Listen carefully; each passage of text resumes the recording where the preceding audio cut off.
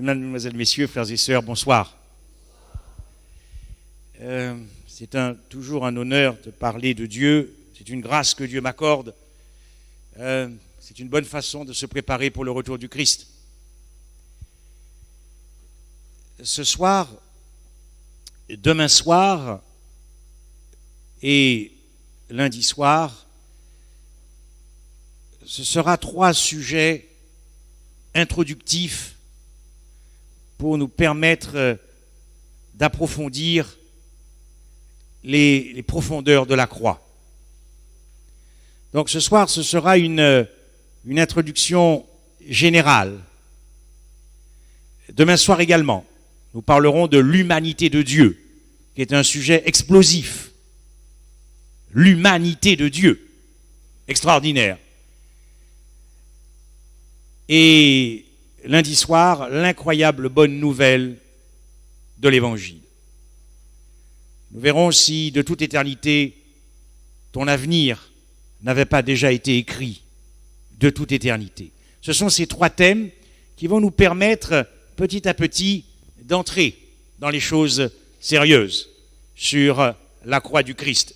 Alors, j'ai choisi ce premier thème qui peut paraître provocateur, surtout lorsque la question est posée par un chrétien, et de surcroît un adventiste du 7e jour. Dieu est-il l'être le plus désirable dans l'univers?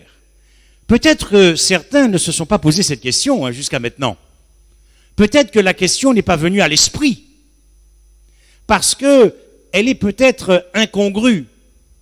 Et la réponse est tellement évidente qu'on ne s'est jamais posé la question. Mais, cependant, cette question s'est réellement posée à un moment dans l'éternité du passé. Nous allons le voir. Cette question s'est posée d'abord pour Dieu. Et il a été mis en difficulté. Dieu est un être invincible, irrésistible, omniscient, omnipotent, mais il n'empêche que tout cela est compatible avec le fait que sa personne même a été mise en difficulté par des êtres célestes, des anges, qui pourtant ont une intelligence supérieure à la nôtre. Cette question comporte des enjeux considérables et des enjeux cosmiques. D'abord, comme je l'ai dit, pour Dieu, car la question qui s'est posée à lui, est-il digne de régner dans l'univers? Car, après tout, il y a des milliards d'êtres célestes qui existent. Donc la question n'était peut-être pas si évidente que cela. Ce qui a été mis en cause au travers de cette question, c'est sa crédibilité.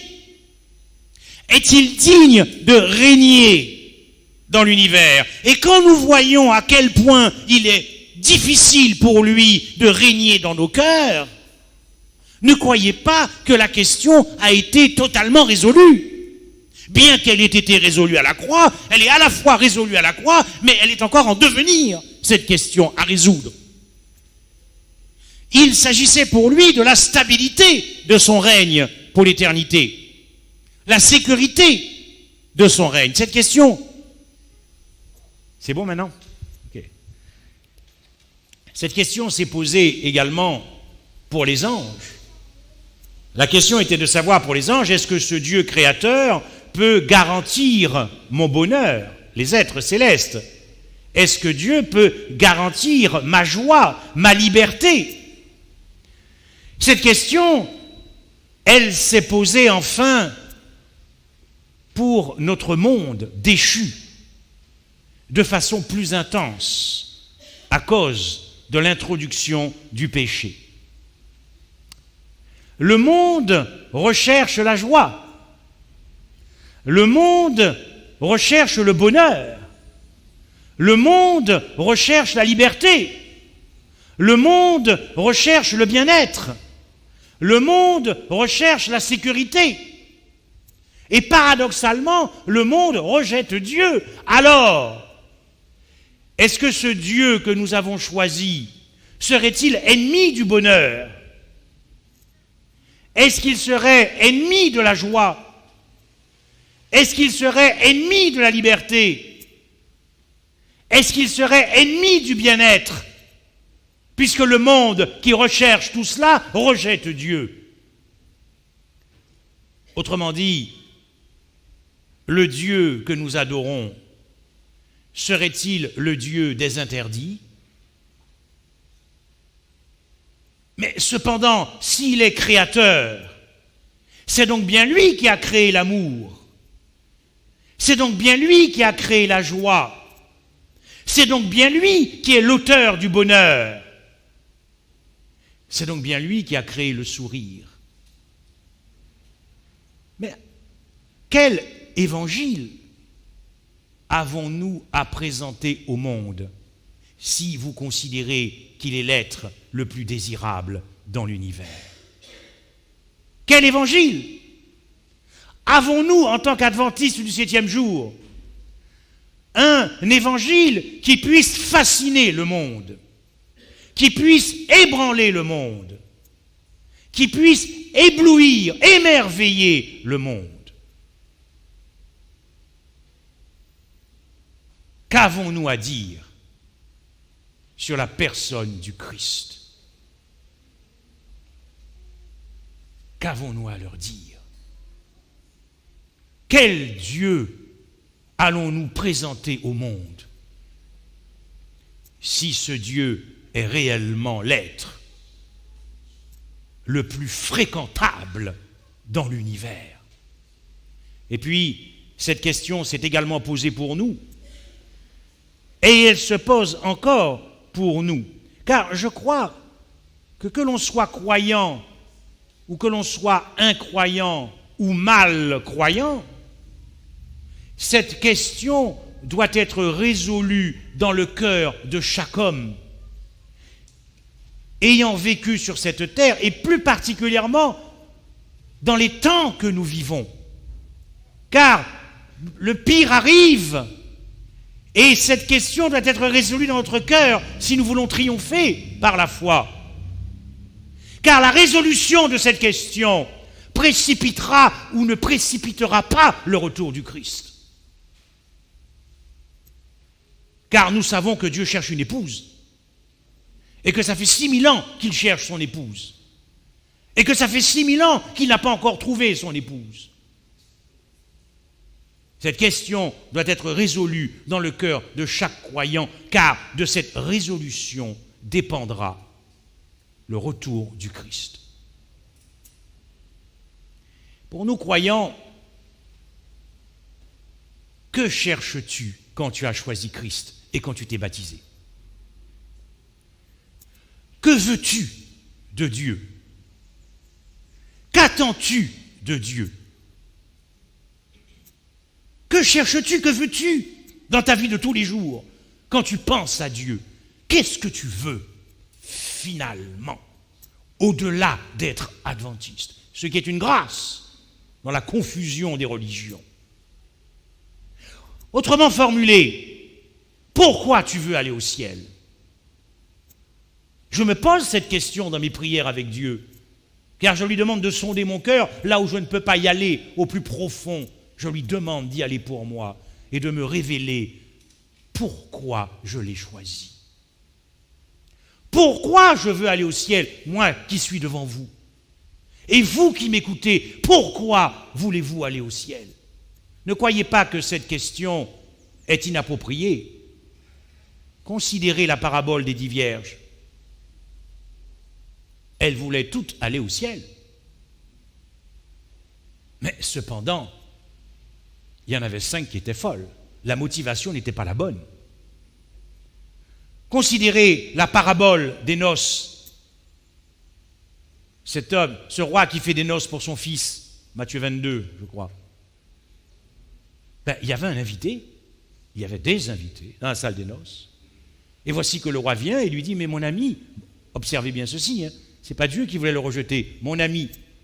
Mais comment as-tu pu entrer sans être revêtu de l'habit des noces? Cet homme eut la bouche fermée. Pourquoi? Oui, il avait sans doute répondu à un moment de sa vie à l'invitation de la bonne nouvelle. Je ne sais pas quel évangile lui a été prêché dans cette parabole. Le texte ne nous le dit pas. Mais peut-être qu'il était intéressé pour le repas. Après tout, est-ce que c'est vraiment si grave que cela que nous soyons intéressés par la vie éternelle? Mais est-ce que c'est suffisant pour mener une vie d'intime et d'intimité profonde avec Dieu? Pourquoi voulez-vous aller au ciel? Est-ce que vous voulez combattre la peur d'être perdu? Car nous vivons dans un monde où, pour combattre toutes sortes de risques, il y a toutes sortes d'assurances.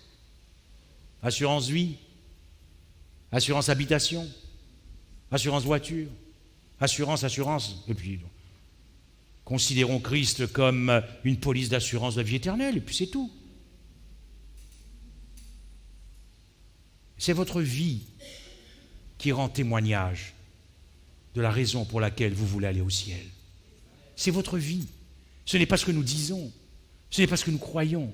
C'est votre vie en spectacle devant l'univers. Car les anges veulent voir si dans ta vie, Dieu est l'être le plus désirable de l'univers. C'est ainsi que nous glorifions Dieu ou nous déshonorons Dieu. Et Dieu est malheureusement, dans ma vie, dans la vôtre, souvent mis en difficulté par rapport à cette question. Voulons-nous le paradis du Seigneur ou voulons-nous le Seigneur? Voulons-nous quelque chose de meilleur que la vie éternelle? Dieu, pour ce qu'il est, pour ce qu'il est. Si Dieu est l'être le plus désirable dans l'univers, pourquoi nous limitons-nous dans notre relation avec lui? Si Dieu est l'être le plus fréquentable de l'univers, pourquoi nous nous limitons dans notre intimité avec lui? Si Dieu est l'être le plus irrésistible, pourquoi nous nous limitons dans notre amour pour lui? Si Dieu est l'être le plus fascinant de l'univers, pourquoi ne sommes-nous pas plus loin que nous devrions l'être avec lui? Est-ce que vous vous posez cette question ou pas? Moi, je me la pose tous les jours, parce que je veux plus de Jésus dans ma vie. Je ne suis jamais satisfait de la place qu'il occupe, je veux plus, et lui aussi, sûrement, car cela ne peut pas venir de la chair, ce que je suis en train de vous dire. Pourquoi, si nous prêchons au monde que Christ est vraiment l'être le plus désirable, pourquoi ne sommes-nous pas plus avancés avec lui dans notre relation? Est-ce que vous vous posez ces questions? Pour donner du sens, quand vous vous agenouillez, quand vous étudiez la parole, quand vous chantez, Dieu ne veut pas un petit troupeau sans intelligence qui le suit. Dieu veut être convaincu, que ton cœur est convaincu qu'il est l'être le plus irrésistible, puisque tu prétends vouloir y vivre. Nous serions des fous de vouloir aller au ciel alors que nos cœurs ne sont pas convaincus que nous allons vivre pour l'éternité avec un être le plus irrésistible. Nous serions des fous. Alors, voyez-vous, la question n'est pas si étrange que cela. Sacrée question, question osée. Dieu est-il l'être réellement? Et j'ai pris cet adverbe volontairement parce que c'est un adverbe qui a coûté cher à la race humaine. Vous savez, en Éden, lorsque Lucifer s'est présenté par le biais d'un serpent, Genèse 3, verset 1, nous connaissons ces textes, Dieu a-t-il réellement dit? Dieu est-il réellement l'être? C'est un adverbe qui a coûté cher à la race humaine. Car Adam et Ève ont douté à un moment de leur création de Dieu.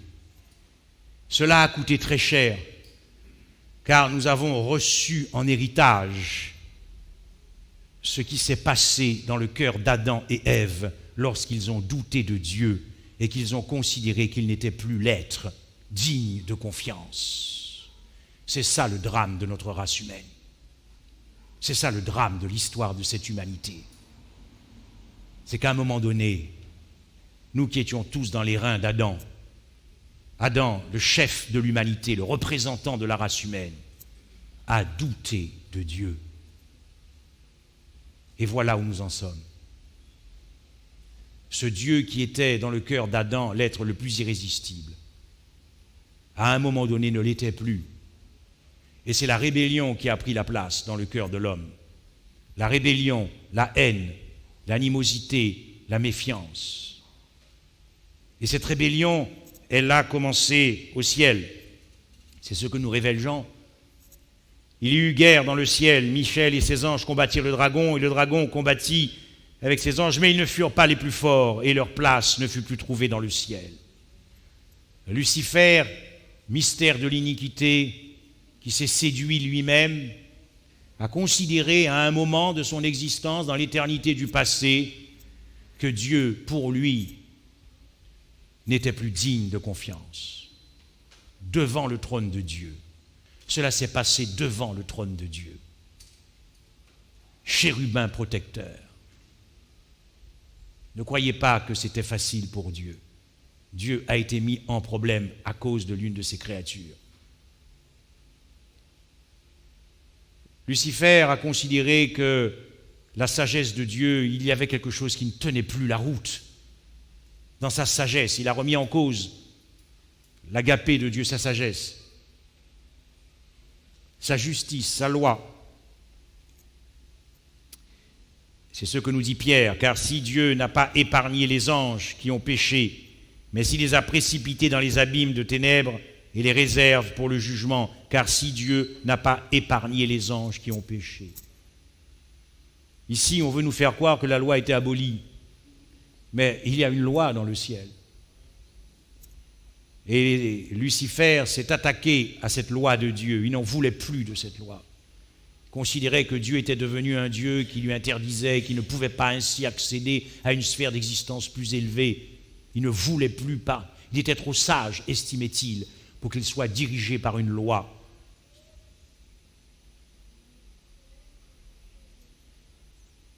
Et il a séduit un tiers des anges. Et nous savons qu'il a été précipité sur la terre. Ce qui s'est joué dans l'univers était la récusation de la légitimation de Dieu, la légitimité de Dieu à régner dans l'univers. Voilà pourquoi c'est si difficile pour Dieu de régner dans nos cœurs. Et le prophète Ésaïe va nous dévoiler cette tentative de coup d'État de Lucifer dans le ciel. Te voilà tombé du ciel, astre brillant, fils de l'aurore. Tu es abattu à terre, toi, le vainqueur des vainqueurs des nations. Mais ils ne furent... je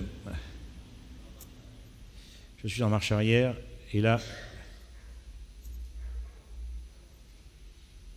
je n'arrive plus à passer les images. Ok, merci. Je monterai sur le sommet des nuées, je serai semblable au Très-Haut.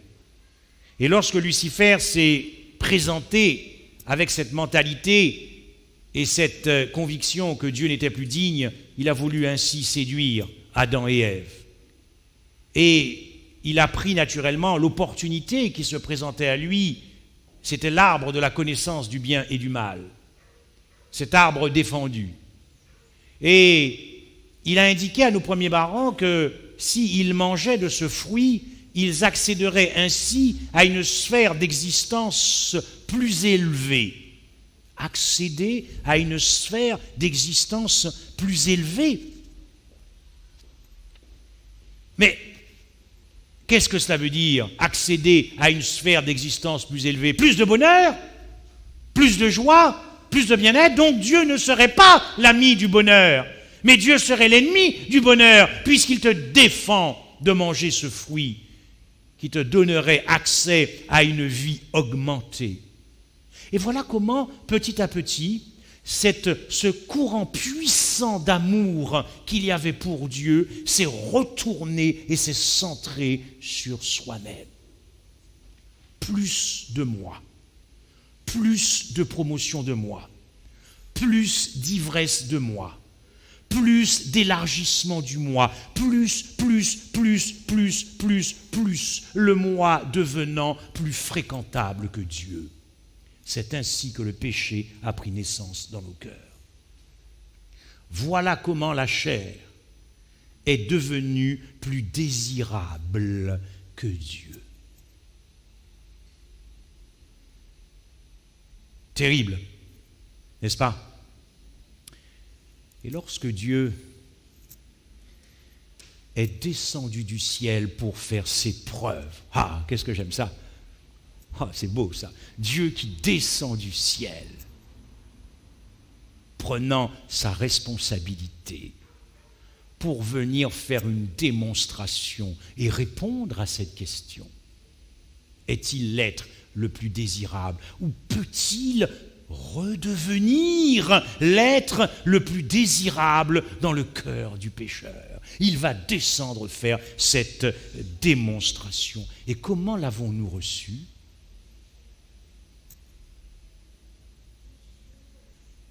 Il a été torturé.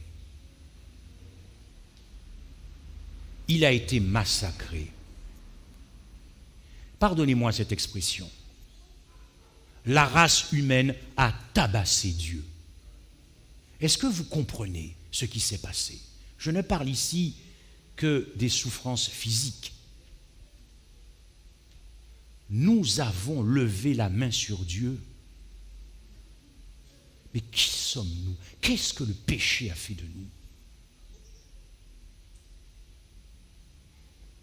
Et Dieu, dans son amour, a donné à la race humaine la possibilité de déverser toute sa haine contre lui.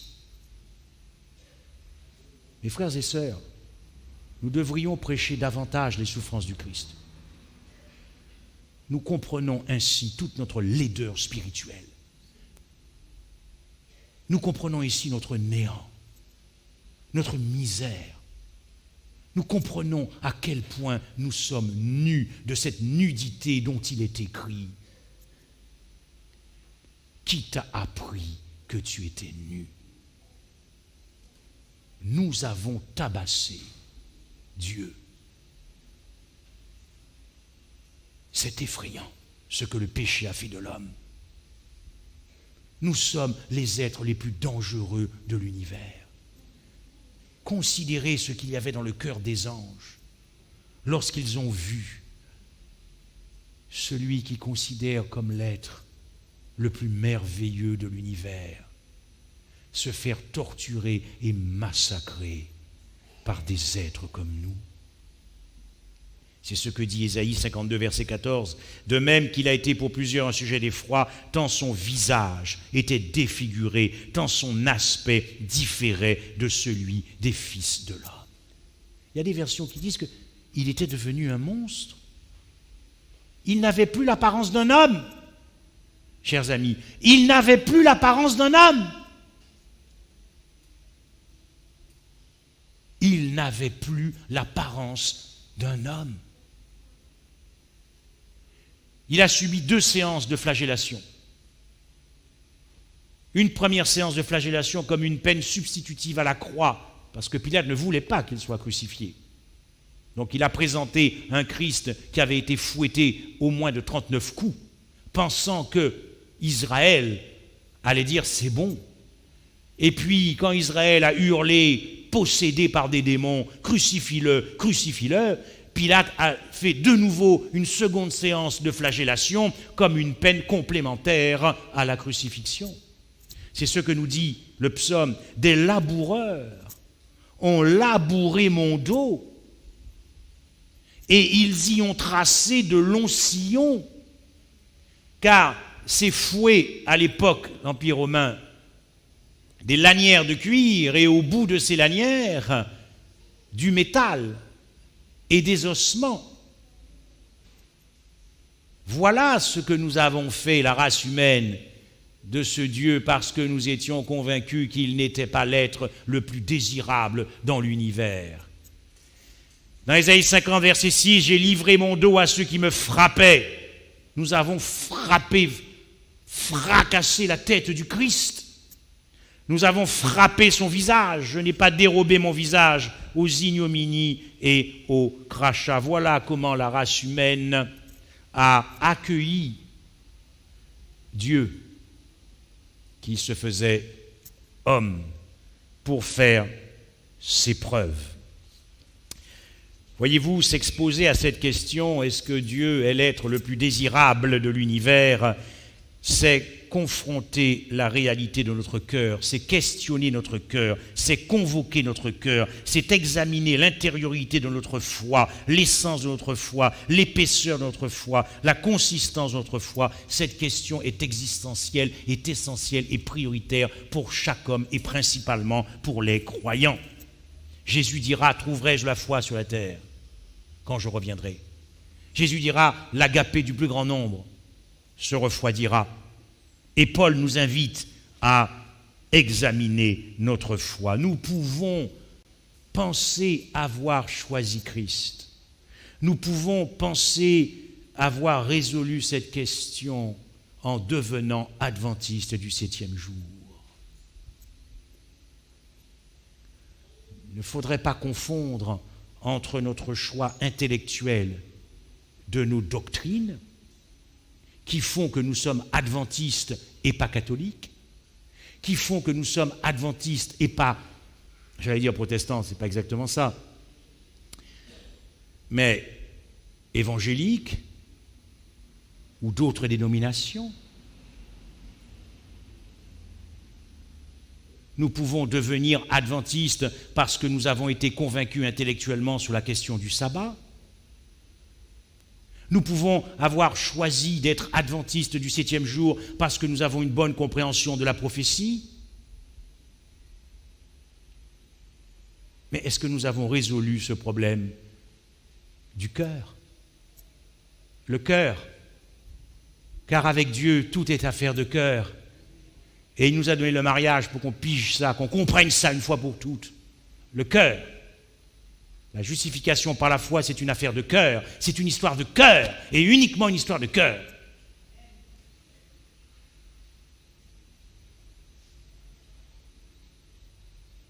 S'exposer à cette question est primordial avant le retour du Christ. Tes voisins, ta famille, ton entourage, que pensent-ils de toi? Ton époux, ton épouse? Beaucoup savent que vous êtes adventistes du 7e jour. Mais est-ce qu'ils peuvent dire que ça déborde d'amour pour Dieu? Est-ce qu'ils peuvent voir au travers de notre vie que Dieu est l'être le plus attrayant? Tellement attrayant que tu ne vis que pour lui et que tu es vivant pour Dieu. Ne pensez pas que nous avons complètement résolu cette question, mes frères et sœurs. Je suis consterné quand j'entends des statistiques qui sortent de temps en temps pour dire que nous prions 15 minutes par jour, grand maximum. Grand maximum. Je suis personnellement consterné. Car prier, c'est fréquenter Dieu. N'est-ce pas? Donc si je prie que 15 minutes, je fréquente Dieu 15 minutes. Et je vais prétendre devant l'univers que Dieu est pour moi l'être le plus fréquentable de l'univers. Je ne passe que 15 minutes avec lui. Allez, vous pensez qu'on va me prendre pour quelqu'un de sérieux là-haut?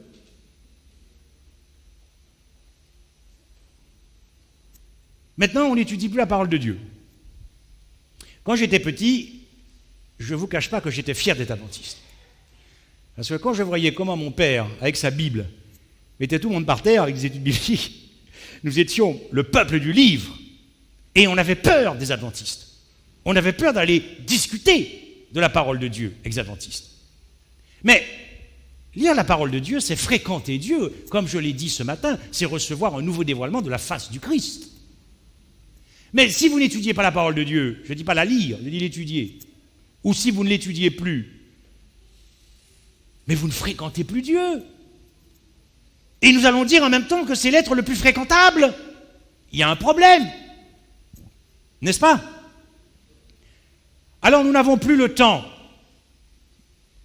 Le travail prend tout. Et puis, comme le mariage c'est une bénédiction, et qu'il faut quand même s'occuper de son époux et de son épouse, et il faut faire un peu de sport, la forme sanitaire, ça n'est pas de mal, mais il faut dormir aussi. Le sommeil, c'est réparateur. Alors nous n'avons plus le temps pour Dieu. Et nous considérons, lorsque nous allons porter la bonne nouvelle, que Dieu est l'être le plus fréquentable. Mais si cette personne vient t'observer 24 heures dans ta vie, elle risque d'être déçue parce qu'elle ne voit pas en quoi Dieu est l'être dans ta vie le plus fréquentable. Et le peu de temps qui nous reste, c'est-à-dire le reste du temps que nous accordons à Dieu, nous sommes crevés, fatigués. C'est ça, considérez Dieu dans votre vie comme l'être le plus fréquentable de l'univers, pas moi. Je n'ai pas cette conception-là d'un être qui serait le plus attrayant. Depuis votre baptême, mes frères et sœurs, je vous le dis là, attention, je dis souvent ça, c'est parler nous qu'à parler. Je veux dire par là qu'il ne s'agit pas ici de culpabiliser, il s'agit ici de se poser des questions, de faire un état des lieux de notre cœur, parce que Jésus revient. C'est un état des lieux. Autrement dit, cette question ne peut apporter que du bonheur quand on y rentre sérieusement, profondément, et quand on s'examine soi-même. C'est ce que Dieu attend de nous. Ce sont des cœurs qu'il vient chercher. Il vient chercher des êtres amoureux de lui. Pas des sabbatistes, des êtres amoureux qui gardent le sabbat. Car quand on aime, on est obéissant. Voyez-vous, depuis votre baptême, est-ce que vous priez plus?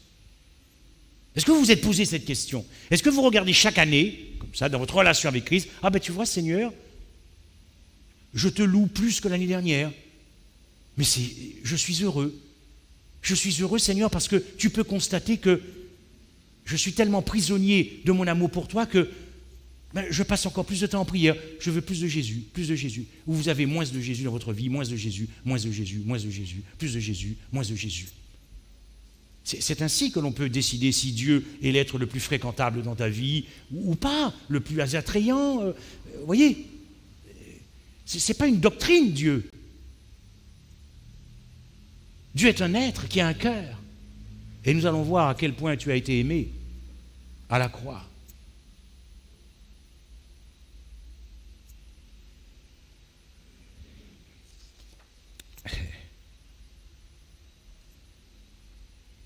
Nos jeunes quittent nos églises pour le monde. Quel évangile ont-ils reçu? Observez bien que je dis qu'ils quittent l'église. Je ne dis pas qu'ils quittent Christ, car on ne quitte que la personne que l'on a connue. Et s'ils quittent l'église, c'est parce qu'ils n'ont pas connu Christ. Est-ce que vous quittez un être fréquentable? Est-ce que vous quittez l'être le plus désirable? Il faut être fou pour quitter l'être le plus désiré, oui ou non? Et pourtant, nos jeunes s'en vont. Qu'avions-nous à leur dire sur la personne du Christ quand ils étaient sur les bancs de l'église pour qu'ils s'en aillent? Ont-ils vu leurs parents amoureux de Jésus? Vous savez, je ne suis pas né adventiste. Mon père n'est pas né adventiste. Je n'ai pas de souvenir exact de la conversion de mon père. Je ne me souviens pas non plus d'avoir assisté à son baptême. J'avais sans doute peut-être 7 ans, 8 ans, et je me suis retrouvé, comme tous les jeunes, à l'église du Rézé.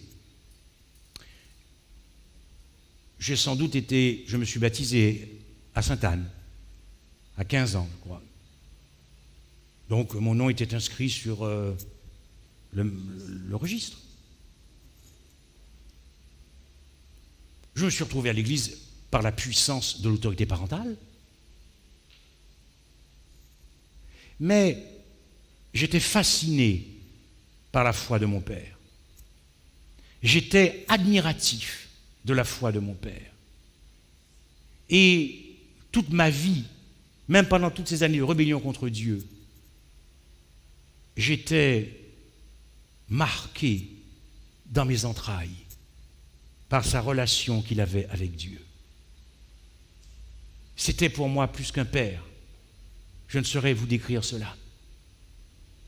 Mais mon père aussi avait besoin de connaître à cette époque, au début de sa conversion, comme tout le monde, il avait besoin aussi de connaître plus profondément Dieu. Et quand il a commencé à connaître plus profondément Dieu, je suis parti en France. De sorte que lorsque j'étais sur les bancs de l'église du Rézé, je ne connaissais pas Christ. Mais je m'étais baptisé. Mais j'étais un jeune qui ne connaissait pas Christ. D'ailleurs, c'est tellement vrai qu'avec mes copains de l'époque qui fréquentaient l'église, jamais Christ était le sujet de nos discussions. Christ n'a jamais été la matière de mes conversations. C'est normal. Je ne connaissais pas Christ. Lorsque vous ne connaissez pas Christ, le monde est nécessairement plus attrayant.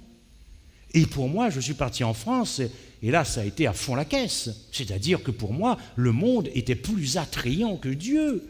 Je n'étais pas du tout épanoui dans une relation avec Dieu. Pour moi, Dieu était le Dieu des interdits, il n'y avait rien à faire. Je n'étais pas heureux. Vous imaginez ce que je suis en train de vous dire? Mais parce que je ne le connaissais pas. Et je disais que Dieu, ce n'est pas pour moi, je ne suis pas heureux avec lui. Et comme je suis quelqu'un qui ne sait pas faire semblant, aller à l'église quand même, j'ai dit c'est terminé. Qu'en est-il aujourd'hui? Et qu'en est-il de nous, adultes? Lorsque vous étudiez les églises, l'histoire des églises, nous savons qu'il y a une lecture prophétique, des églises qui traversent l'histoire du christianisme, nous sommes à la dernière, mais observez le mal-être de Dieu, le mal-être de Dieu, le mal-être de Dieu dans son cœur qui souffre parce qu'il dit « Ce que j'ai contre toi, c'est que tu as abandonné ». Est-ce que vous croyez que c'est un être le plus fréquentable quand on abandonne son premier amour? Encore faut-il avoir eu ce premier amour. Et ça c'était à la première église. Observez bien que c'était la première église. Or, nous sommes en extase devant l'expérience de la Pentecôte. Nous sommes en extase devant cette réalité spirituelle très forte, l'église des apôtres. Et cependant, avec le temps, que s'est-il passé? Ils ont fini. Après l'expérience glorieuse qu'ils ont eue, ils ont malgré tout fini par perdre leur premier amour. Je crois que c'est une lettre qui est adressée à l'église d'Éphèse, la première. Et nous arrivons à la Odyssée. Dieu est malade. Mais il est malade parce qu'il t'aime tant, mais qu'il voit que dans nos cœurs, nous ne sommes pas convaincus que c'est l'être le plus désirable et l'être le plus fréquentable.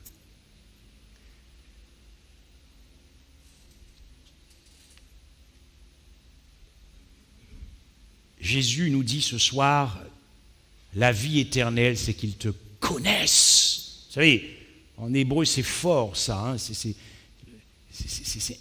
même une intimité sexuelle, le mot hébreu, ce qui veut dire. On montre à quel point Dieu veut que nous entrions dans son intimité parce qu'il sait, parce qu'il espère que si tu désires le connaître, tu découvriras à quel point il est l'être le plus désirable de l'univers. Le trésor de notre cœur, ce que nous cherchons tant, c'est Jésus. Il espère. Il espère. Alors, quelle a été la réponse de Dieu face à cette rébellion qui s'est installée dans nos cœurs? Quelle a été la réponse de Dieu? Mes frères et sœurs, une réponse explosive.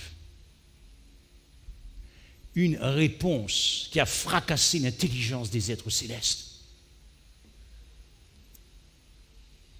Golgotha. C'est la réponse de Dieu.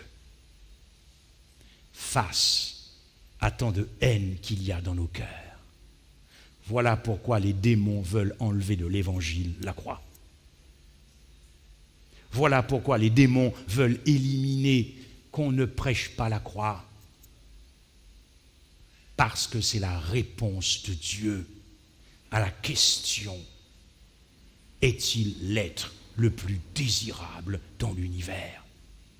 La réponse est Golgotha. C'est ce que nous allons étudier tout au long de ces 15 jours. Parce que Dieu s'est dévoilé de manière spectaculaire. Parce que Dieu s'est dévoilé de manière absolue, comme jamais il ne s'était révélé à l'univers de toute éternité. Golgotha, parce que Dieu s'est révélé de manière magistrale, mais surtout de manière scandaleuse.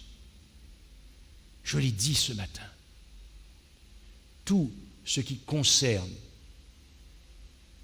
profondément Dieu est folie, déraison et scandale. C'est extraordinaire, ce Dieu que nous avons, mes frères et sœurs. C'est ainsi.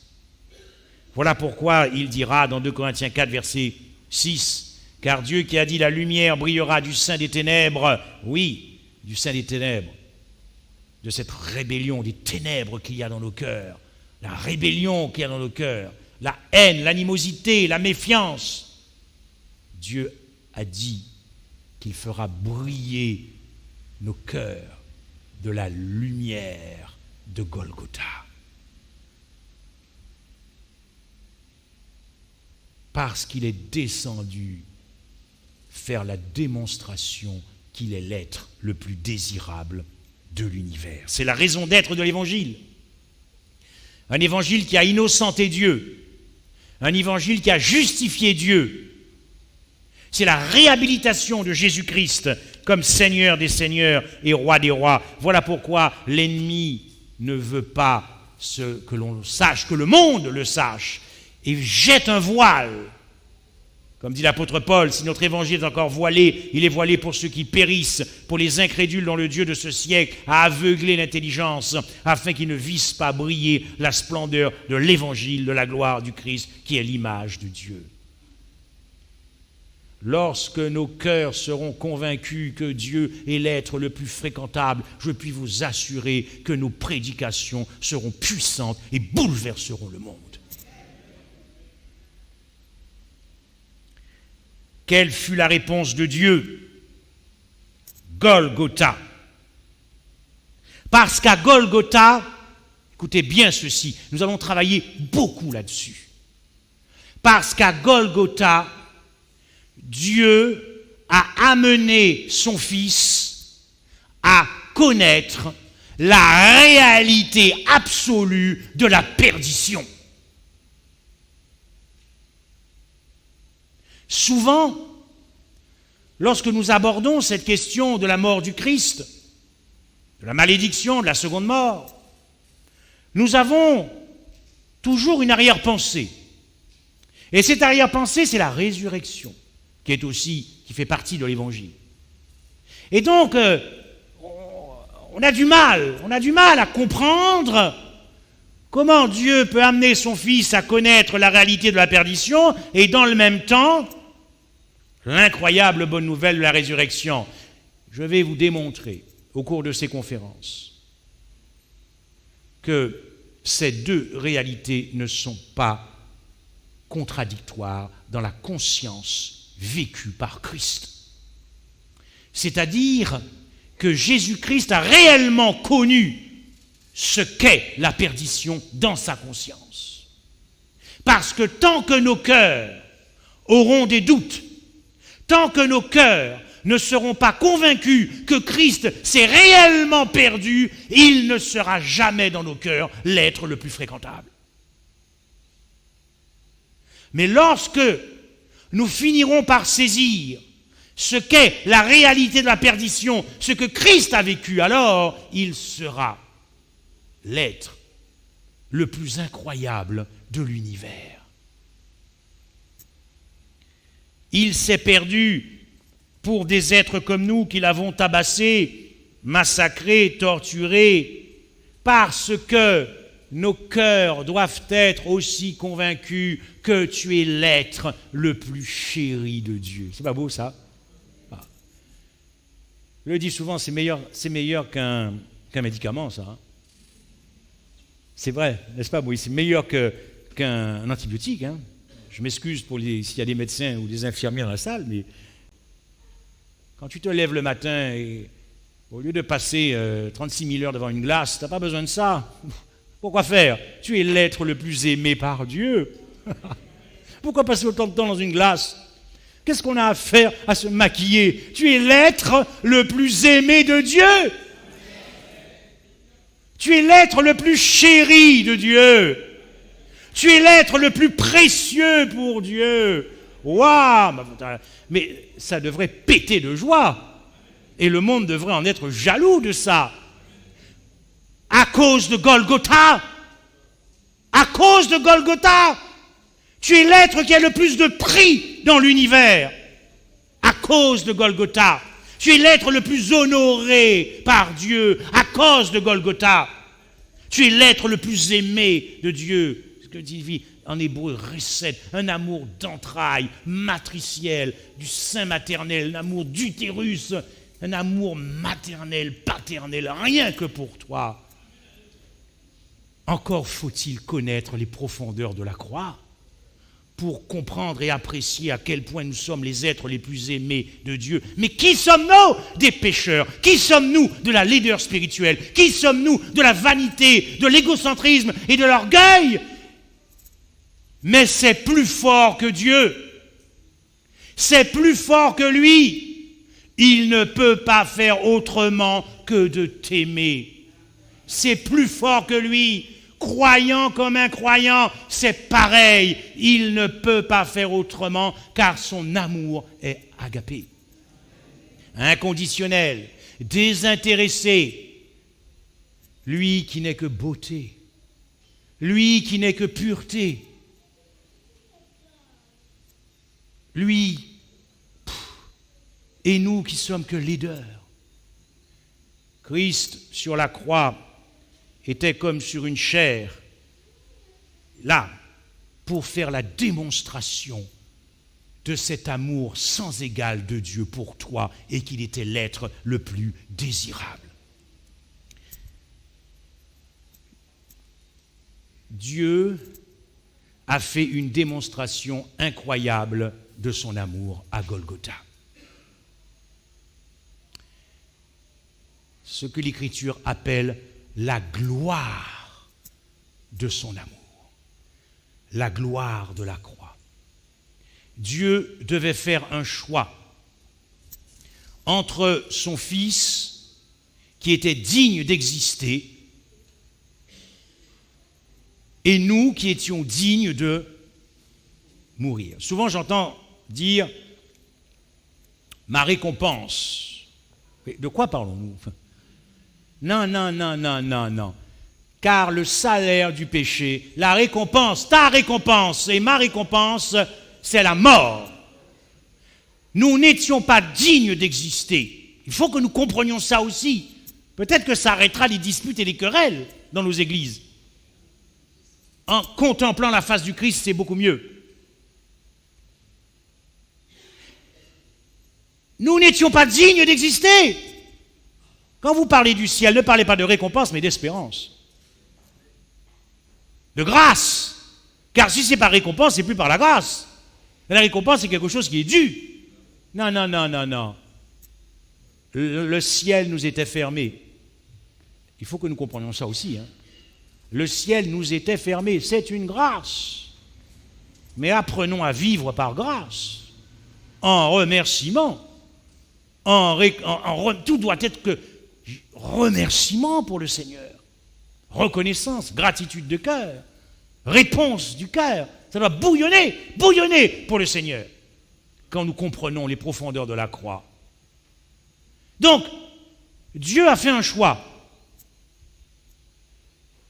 Et il t'a choisi. Si j'étais Dieu, entre le Christ et Frédéric Michel, il n'y a pas de choix. Je choisis mon fils, Christ, si j'étais Dieu. Je ne choisirais pas Frédéric Michel. Il faut que je devienne fou pour cela. Voilà pourquoi Paul parle de la folie de Dieu. Et qui est encore plus sage que la sagesse des hommes. Mes frères et sœurs, à la croix, c'est la folie de Dieu. C'est extraordinaire. Jusqu'où est-il allé? Jusqu'où est-il allé pour prouver qu'il est l'être le plus désirable? Mais il est allé dans la folie. La folie de Dieu. Paul en parle. Mais quand nous lisons ça, qu'est-ce qu'on fait? On questionne le texte, on fait quoi? On le lit, on ferme la Bible et c'est fini. La folie de Dieu.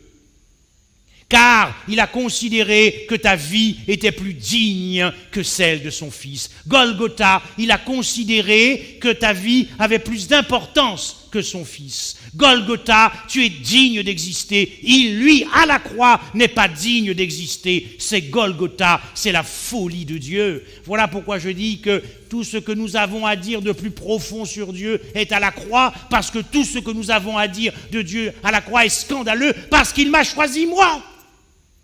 Mais c'est scandaleux. Vous ne trouvez pas? Moi, digne d'exister, et Christ digne d'être pendu au bois selon la loi de Moïse. Si l'on fait mourir un homme qui a commis un crime digne de mort et que tu l'aies pendu à un bois, son cadavre ne passera point la nuit sur le bois, mais tu l'enterreras le jour même, car celui qui est pendu est un objet de malédiction. Maudit est quiconque est pendu au bois, la loi de Moïse. Donc celui qui est pendu au bois n'est pas digne d'exister devant Dieu.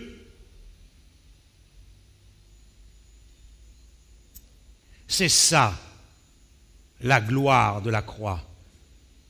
Quand Jésus dit « Voici mon heure est venue et le Fils de l'homme sera glorifié », il parle de cela.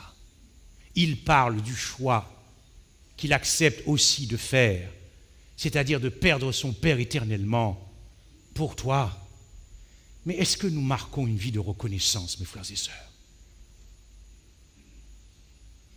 À quoi cela nous sert-il d'avoir une connaissance juste de nos doctrines, d'être bourré de doctrines dans la tête et d'avoir un cœur sec de reconnaissance et de gratitude pour Dieu, et nous le démontrons chaque jour dans la vie que nous menons? L'univers n'est pas dupe. L'univers connaît vos vies et ma vie. Et ce n'est pas la représentation que nous donnons le sabbat matin qui va tromper l'univers.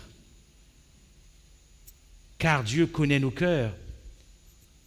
Qu'est-ce que c'est que la grandeur de son amour à la croix? Hébreux 2, verset 9, il souffrit la mort pour tous. Je l'ai dit, cette réalité de la malédiction. Christ a connu cette réalité de la seconde mort. Perdition, adieu définitif à la vie, sa conscience, son être a vécu cela, nous le verrons. Parce qu'il a joué ton rôle. Parce qu'il a fait l'expérience des maudits après le millénium. Allez demander à un maudit après le millénium, quand il repartira, après avoir été jugé, qu'il repartira dans la mort, demandez-lui s'il a un espoir de résurrection. C'est cette expérience-là que Christ a vécue dans sa conscience, dans son être, dans sa chair, dans son âme. Il a vécu cela. Je ne sais pas comment, mais Dieu l'a amené à connaître cette réalité-là. Cette réalité, il l'a vécue. C'est ce que dit ce texte. Lorsque nous étudierons la malédiction, car il est écrit « Maudit est quiconque est pendu au bois » en parlant du Christ. Dieu a amené son Fils à connaître qu'il n'existerait plus. Il a connu ça, Christ. Il a connu cet état-là.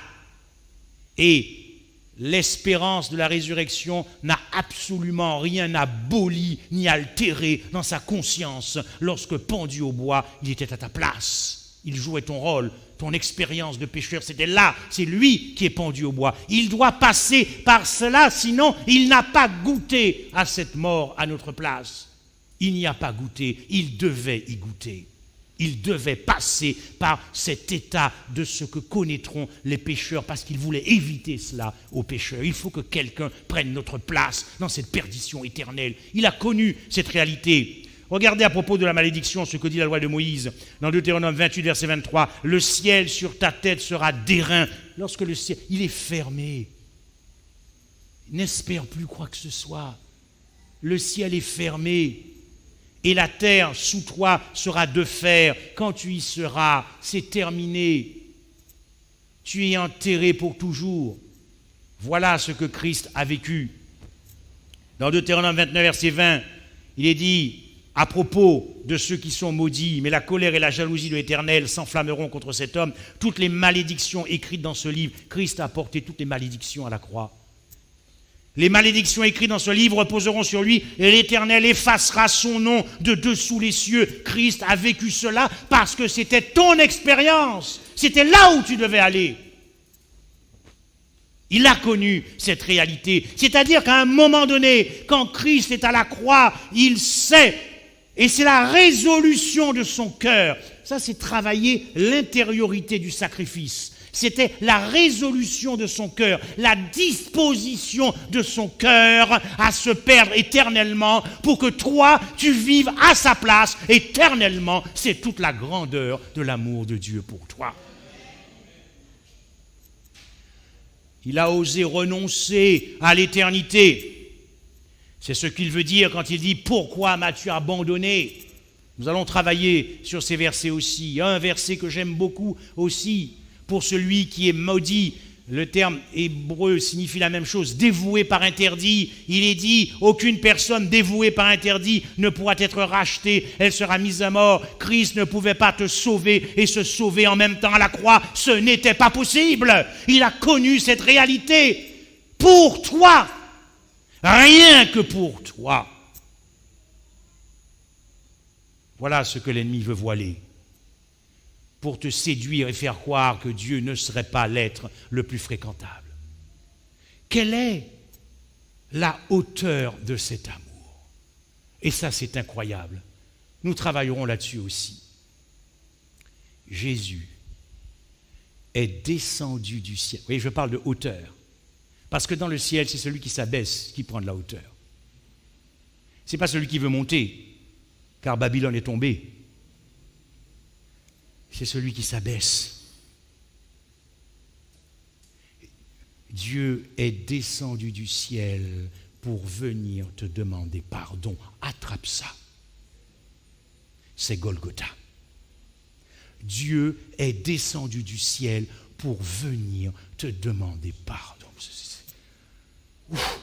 C'est trop. Franchement, c'est trop. C'est trop. Quand Dieu se dévoile à toi, il ne peut pas te donner tout d'un coup, hein, parce que tu deviens fou. Tu ne supporterais pas l'amour de Dieu. Pour toi, ce n'est pas possible. Et vous allez me dire, mais comment ça? Comment ça, il est devenu demander pardon? Et nous allons travailler sur ce texte. Il a porté en son corps tes péchés.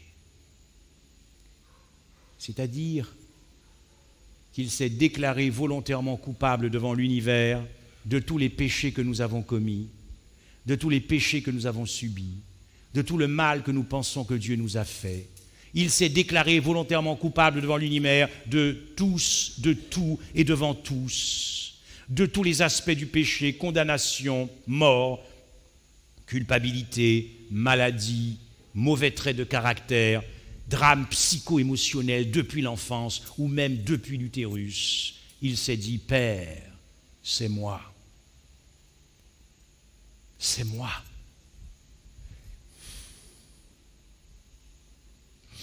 C'est moi le coupable. Il s'est incliné à la croix devant le pécheur pour lui dire, c'est moi. C'est ma faute. C'est toute la hauteur de l'amour de Dieu. Golgotha, la réponse de Dieu à la question. Suis-je l'être le plus désirable de l'univers? Il est venu faire ses preuves. Quelle est la profondeur de cet amour? Christ, retenez ça bien ce soir. Pourquoi ne pas se ressasser cela tous les jours dans son cœur? Il y a des gens qui regardent la télé tous les jours. Pourquoi toi tu ne ressasses pas cela dans ton cœur? Qu'il se préoccupait davantage de ta vie que de sa perdition. Qu'il se souciait davantage de ta vie que de sa perdition. Qu'il craignait plus pour ta vie que de sa perdition. C'est ça la profondeur de l'amour de Dieu. Quand il dira, cette coupe, mais que ta volonté se fasse. C'est beau, mes frères et sœurs. Et c'est ce qui rend Dieu plus attractif que le monde. Quand on prend du temps à approfondir la croix chaque jour, le Saint-Esprit travaille remarquablement en vous. Et il vous accorde des lumières extraordinaires. Il nous faudra une telle connaissance pour ne pas trahir Jésus. Je vous le dis. Il nous faudra une connaissance profonde de la croix. Parce que nous supporterons la souffrance. Parce que ton cœur aura été plus que touché, mais pénétré et convaincu pour l'éternité que tu es aimé à la folie par Dieu. Il y a beaucoup de puissance dans l'amour. Et seul l'amour éveille l'amour.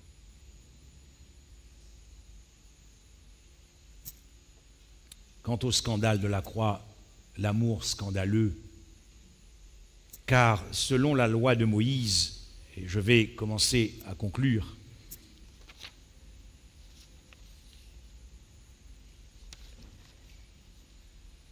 à la croix, c'est pour le dernier des hommes, le dernier des malfaiteurs, le dernier des criminels, le dernier des malfrats. À la croix, c'est le Dieu, et ça c'est le scandale de son amour. C'est le Dieu, nous le verrons, qui va s'anéantir, se détruire, qui va s'installer dans la bassesse. Dans la bassesse. Dieu n'a pas eu peur de s'installer dans la bassesse. Dans la bassesse, mes frères et sœurs. Il n'a pas eu peur. Parce que tu es l'être le plus aimé de Dieu. Il est écrit qu'il a été mis au rang des malfaiteurs. Nous allons travailler sur ce texte aussi. Il y a très peu de prédications sur ce texte. Personnellement, j'en trouve jamais. Pourtant, je cherche beaucoup sur des sites même des adventistes aux États-Unis. Il y a très peu de prédications sur Luc 22, 37. Pourtant, c'est un texte, mais c'est un texte qui bouscule notre conscience. Mais c'est un texte, mais c'est pas possible. Nous avons du mal à y croire qu'il a été recensé comme... Le terme grec est plus fort que ça. Le terme grec dit transgresseur, violeur de la loi, pécheur. Il a été mis au rang des pécheurs. Ah oui, il prend ta place. Il a été recensé, dénombré. C'est le scandale de son amour. Nous avons déshonoré notre Dieu à la croix. Car pendu au bois, nous l'avons dépouillé de sa dignité. Vous allez dire que j'y vais fort. Nous avons pillé sa grandeur. Vous allez me dire que j'y vais très fort. Nous avons ruiné sa réputation et son identité, car il est écrit qu'il a été fait péché. Le péché était devenu la totalité de son être. Voilà pourquoi nous l'avons dépouillé de ce qu'il était à la croix. Il fallait qu'il passe par là pour faire ses preuves. Il fallait qu'il passe par là parce que Dieu veut travailler notre cœur. Et nous devrions, quand nous prêchons l'Évangile, faire la même chose. Nous avons, à tort ou à raison, je ne sais pas, nous avons toujours mis l'accent sur la connaissance doctrinale, technique, et nous avons négligé le cœur. Nous avons négligé le cœur. Dieu veut travailler les cœurs. Et lorsque nous voulons appeler des hommes et des femmes à Christ, car c'est en Christ qu'ils se baptisent, il faut donc travailler les cœurs. Et lorsque les cœurs ont été circoncis, ils accepteront nos doctrines, parce que l'amour se réjouit de la vérité. Nous avons tendance à trop travailler la technique, connaissance. C'est bien, c'est nécessaire. Mais nous avons négligé l'Évangile qui travaille le cœur. Car le cœur a besoin d'être profondément converti. Profondément converti. Nous avons donc ruiné, dépouillé, pillé. Mais la faiblesse de Dieu à la croix, c'est extraordinaire. Parce que cette séparation avec le Père, lorsque vous êtes séparés de l'amour, vous devenez faible. L'amour rend fort et puissant. Lorsque nous avons des déceptions amoureuses, vous voyez bien comment nous sommes faibles. Alors que l'amour rend fort, puissant. Eh bien, il y a eu une brisure, une cassure, une fissure, une rupture entre le Père et le Fils, parce que le Fils devient péché. La largeur de cet amour à la croix, c'est parce que cet amour a atteint chaque homme. Chaque homme a bénéficié, et nous verrons qu'en vertu de cet agapé de Dieu, qui aime sans raison, Dieu a réellement fait en la personne du Christ quelque chose pour la race humaine dans sa vie et dans sa mort. Et quant à la longueur de son amour, c'est la définition que l'on donne de l'agapé. L'amour de Dieu n'est pas suscité par la beauté, l'amour de Dieu n'est pas suscité par notre rang social, notre position, notre statut. Dieu n'a que faire de ça. Souvent, quand j'étais petit, façon de parler, adolescent ou quand j'étais étudiant par exemple, je voyais une très jolie fille. Bon, j'étais dans le monde. Je voyais une très jolie fille. Et puis, je voyais que son fiancé, enfin selon moi, n'était pas très joli. Que le Seigneur me pardonne, je le trouvais moche. Voilà. Puis je me suis dit, mais qu'est-ce qu'elle fait avec lui? Mais je ne comprenais pas. Je dis, elle serait mieux avec moi. Non, ça, c'est pas l'amour agapé, ça. Voyez nos réflexes du cœur. Nous allons voir demain soir, avec l'humanité de Dieu, comment Dieu a pris plaisir à vivre avec les êtres les plus infréquentables de l'univers. C'est magnifique, ça. Dieu qui s'attable à côté des êtres les plus infréquentables, indésirables. Dieu est amour. L'étendue de son amour ne peut pas se mesurer, car l'amour de Dieu est plus étendu que l'univers. Rien que pour toi. L'amour de Dieu, l'agapé, la longueur, c'est qu'il va s'abaisser, il va tout perdre, renoncer à tout perdre et te redonner. C'est ça qui est extraordinaire. C'est qu'il te redonne un nom, il te redonne de la valeur, il te donne de la dignité, une position, une place dans l'univers lorsqu'il te couvre de sa justice. Il couvre toute notre laideur. Il couvre toute notre honte, il couvre toute notre nudité et nous n'avons pas encore apprécié le don de la justification. L'apôtre Jean dit, pour finir, des choses extraordinaires. Nous l'avons connu. Nous avons connu l'amour. Et quand tu connais l'amour, ça doit dégager dans ta vie cette histoire-là. N'est-ce pas? Et comment Jean a connu l'amour?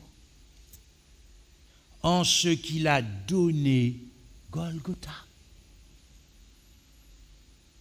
Jean a connu le cœur de Dieu. Quand nous connaissons le cœur de Dieu, nous sommes prêts à mourir pour Dieu. Car nous considérons alors que c'est encore une grâce qu'il nous fait de pouvoir souffrir pour défendre son honneur et sa réputation. Car quand tu as connu l'amour de Dieu, tu es prisonnier de cet amour, quoi qu'il arrive. Car tu sais qu'il t'a aimé coûte que coûte. Tu sais qu'il t'a aimé quoi que cela lui coûte. Tu sais qu'il t'a aimé à tout prix. Et tu sais qu'il t'a aimé à n'importe quel prix.